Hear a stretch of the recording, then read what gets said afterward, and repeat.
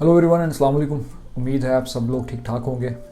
No pain no gain की list में आप सेकंड वीडियो के साथ। अच्छा, स्टूडेंट्स जो अक्सर मुझसे सवाल करते हैं, अगर हम जीआरई अटेम्प्ट करें और उसमें अगर हमारा स्कोर जो है वो अच्छा आ जाता है तो क्या ये चीज़ इस बात की ज़ामन है कि हम फुल ब्राइट के लिए सिलेक्ट हो जाएंगे या अमेरिका की यूनिवर्सिटीज़ में हमें एडमिशन मिल जाएगा। देखिए, इसमें काफ़ी सारी चीज़ें जो हैं वो डिपेंड करती हैं आपकी सिलेक्शन में, either it's on full bright या अमेरिकन यूनिवर्सिटी में। तो उसके ऊपर मैं आज बात करूँगा। Stay tune with me.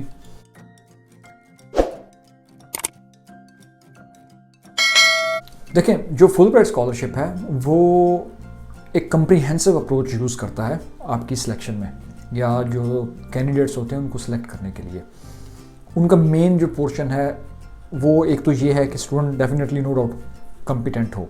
अब कॉम्पिटेंसी कहाँ से ज़ाहिर होगी? आपकी सीजीपीए से, आपके जो एकेडमिक रिकॉर्ड्स हैं।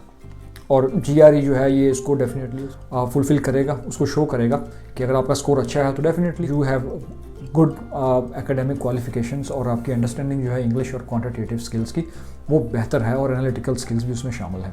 अब दूसरी चीज़ ये है कि वो काफ़ी सारे फैक्टर्स हैं। मिसाल के तौर पर एक मेन फैक्टर उनका ये है कि उन स्टूडेंट्स को अपॉर्चुनिटीज़ दी जाएँ जो रिमोट एरिया से बिलोंग करते हैं, और स्पेशली फ़ीमेल्स को, क्योंकि उन्होंने ज़िंदगी में उनके पास कोई अच्छी अपॉर्चुनिटी नहीं थी कि वो तालीम हासिल कर सकें। तो लिहाजा उनका मकसद ये होता है कि हम अगर रिमोट एरिया से या रूरल बैकग्राउंड जो या अंडर डेवलप्ड एरिया से अगर स्टूडेंट्स को उठाते हैं तो उनको अमेरिका पढ़ने के लिए भेजते हैं, तो जब वो वापस आएंगे तो वो अपनी कम्युनिटी के लिए खुद से काम कर सकें, उनके लिए जो प्रॉब्लम्स है उनको सॉल्व कर सकें। तो ये उनका एक सेकंड है, लेकिन ये कि एक अहम फैक्टर है। लेकिन वंस अगेन, अगर आप एक एप्लीकेंट है वो रूरल एरिया से या ऐसे अंडर प्रिविलेज्ड जो एरियाज हैं वहाँ से अप्लाई करता है, तो इसका ये हरगिज़ मतलब नहीं है कि उसको वो सिलेक्ट कर लेंगे, क्योंकि वंस अगेन आपकी जो एकेडमिक क्वालिफिकेशंस है और जो स्कोर है वो अगेन उसमें आएगा कि whether you will be eligible और नॉट और capable to complete your qualification successfully in the US और नॉट। हमने काफ़ी सारे लोग देखे हैं जो अमेरिका पढ़ने जाते हैं और वो सक्सेसफुली क्वालिफाई नहीं करते अपने एग्ज़ाम्स के लिए, तो उनको अमेरिका या यूनिवर्सिटीज़ जो हैं वो वापस भेज देती हैं, उनका एडमिशन कैंसिल हो जाता है। और फुल ब्राइट फिर वो एक टैक्स पेयर फंडेड मनी है, तो उनको ये चीज़ इंश्योर करनी पड़ती है कि जो कैंडिडेट सिलेक्ट कर रहे हैं वो इतना कैपेबल हो कि वो अमेरिकन एजुकेशन जो है उसको फेस कर सके और वो वहाँ पे तालीम हासिल कर सके और सक्सेसफुल हो सके। अब फिर थर्ड फैक्टर या एक और फैक्टर जो है फुल ब्राइट की सिलेक्शन में वो तो आ जाता है कि आपका फील्ड ऑफ स्टडी क्या है। अब जब हम लोगों ने अप्लाई किया था बैक इन 2014, तो वहाँ पे उस वक्त इनके जो 3 बड़े हॉट एरियाज़ थे उसमें वाटर, एनर्जी और एग्रीकल्चर था। तो I am from agriculture, so that was a good point. लेकिन अब जो है वो आई थिंक 9 से 10 जो है उसमें अब डेटा साइंस भी शामिल है और कम्युनिटी एंड रीजनल प्लानिंग भी आ चुका है। तो इस तरह के फील्ड्स आपको उसकी जो फ्लायर है या उसका ब्रोशर है उसमें मिल जाएंगे, तो ये भी एक प्लस पॉइंट है। तो आई थिंक ये आपका स्कोर जो है उसमें चांसेस जो है वो ऐड करता होगा।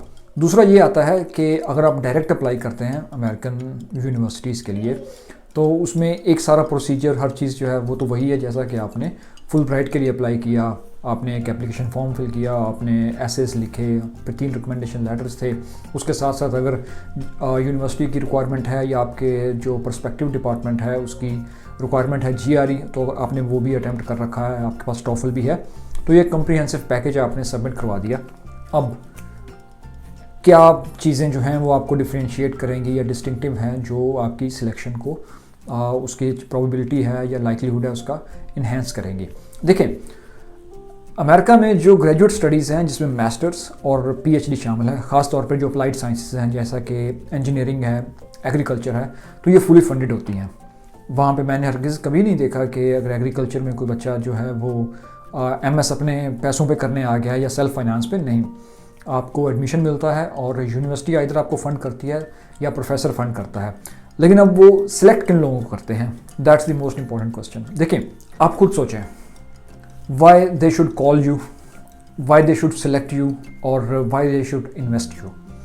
कि अगर वो आपको आपके मुल्क से लेके भी जाएं, आपको एक वीज़ा भी दें और वहाँ पे आपको ठीक ठाक हैंडसम इनकम भी दें, उन्हें उससे क्या फ़ायदा होगा? देखें, प्रोफेसर्स के पास बदलते वक्त के साथ साथ नई नई फंडिंग्स आती रहती हैं, उनके नए नए क्वेश्चंस, नए नए प्रोजेक्ट्स जो हैं वो बनते रहते हैं। अब उनको ऐसे लोगों की ज़रूरत है जो डिफरेंट वैल्यूज़ लेके आएँ, डिफरेंट स्किल्स लेके आएँ, डिफरेंट एक्सपर्टीज़ लेके आएँ, डिस्पाइट द फैक्ट कि वो मास्टर्स के लिए आ रहे हैं या पीएचडी के लिए आ रहे हैं। अब अगर उनके पास फंडिंग, अगर उनके पास ज़्यादा स्किल्स नहीं हैं लेकिन इतने स्किल्स हैं कि they can get started and they are willing to learn more. अब मिसाल के तौर पर मैंने अब जो एक बूम देखा है, चाहे वो एग्रीकल्चर में है, ख़ासतौर पर मैं एग्रीकल्चर के ऊपर बात करता हूँ, कि जो नई अपॉर्चुनिटीज़ आ रही हैं, जो नई पोजीशंस आ रही हैं, उसमें एक क्वांटिटेटिव स्किल्स को बहुत ज़्यादा डिमांड किया जाता है, जिसमें डेटा साइंस शामिल है। अब एक प्रोफेसर है, उसके पास एक बिग डेटा एनालिटिक्स का प्रोजेक्ट है एग्रीकल्चर में, तो वो डेफिनेटली उस कैंडिडेट को प्रेफर करेगा कि जिसमें डेटा साइंस स्किल्स हों, जिसको पाइथन आता हो, जिसको आर आता हो, जिसको स्टैटिस्टिक्स की अंडरस्टैंडिंग हो, जिसकी जीआईएस एंड रिमोट सेंसिंग में कैपेबिलिटीज़ हों। सिमिलरली आप दूसरे फील्ड्स में चले जाएं, उसमें इंजीनियरिंग के है, कंप्यूटर साइंस है, तो वो उन लोगों को सिलेक्ट करेंगे या उन लोगों के ऊपर इन्वेस्ट करना पसंद करेंगे जो एक उनके ग्रुप में, उनके रिसर्च ग्रुप में वैल्यू एडिशन कर रहे हैं। अब एक ऐसा कैंडिडेट है जिसने एप्लीकेशन तो फुलफिल कर दी, लेकिन अब उसके पास ये जो प्रोस्पेक्टिव स्किल्स जो उनकी रिक्वायरमेंट थी वो नहीं है। डेफिनेटली एक बंदे को शुरू से ज़ीरो से वो चीज़ सिखाना और उसको वो बतलाना, डेफिनेटली ऐसा तो नहीं होता कि वो उसके ऊपर इन्वेस्ट करें। अब टाइम कम होता है, मास्टर्स जो है वो 2 साल का है, पीएचडी जो है वो मैक्सिमम 4 से 5 साल में है, उन्होंने वाइंड अप करना है, और फिर पीएचडी में 3 से 4 डिफरेंट छोटे छोटे कंपोनेंट्स होते हैं। अब इतना टाइम नहीं होता कि वो आपको ज़ीरो से जो है वो सिखाएं, तो डेफिनेटली उसके लिए आपके पास कुछ ना कुछ स्किल्स ऐसे होने चाहिए, वो skills those which can get you started working on. अगर आप ख़ास तौर पे अमेरिका, बल्कि दुनिया में इंटरनेशनल किसी भी यूनिवर्सिटीज़ में जो वेल डेवलप्ड कंट्रीज़ हैं, वेल एस्टेब्लिश्ड यूनिवर्सिटीज़ हैं या रिसर्च ग्रुप्स हैं, अगर आप उनको टारगेट करना चाह रहे हैं तो आपके पास डेफिनेटली वो अच्छे स्किल्स आज के दौर में होने चाहिए। इसमें आपके पास कोई बहाना नहीं है कि यू आर फ्रॉम पाकिस्तान और अंडर प्रिविलेज्ड एरियाज़। अब आपके पास यूट्यूब है, डिफरेंट ऑनलाइन कोर्सेज आपको फ्रीली मिल जाते हैं। अपनी फील्ड से मुतालिक स्किल सेट जो है वो आपके पास लाजमी होना चाहिए अगर आप सक्सेसफुल स्कॉलरशिप्स को या फंडिंग अपॉर्चुनिटीज़ को हंट करना चाहते हैं। इसमें आपको थोड़ा सा टाइम लगेगा, इसमें आपको तकलीफ़ कोई सामना, चैलेंजेस का सामना उठाना पड़ेगा। तो once again no pain no gain. जब तक आप पेन मतलब कि फेस करना नहीं सीखेंगे या उसको दर्द बर्दाश्त करना नहीं सीखेंगे, आप कामयाब भी नहीं हो सकते। तो स्टे ट्यून, इंशाल्लाह इसके ऊपर मज़ीद फिर और बात होगी। And keep sending me your questions and I will be happy to answer your questions. Have a good day, bye.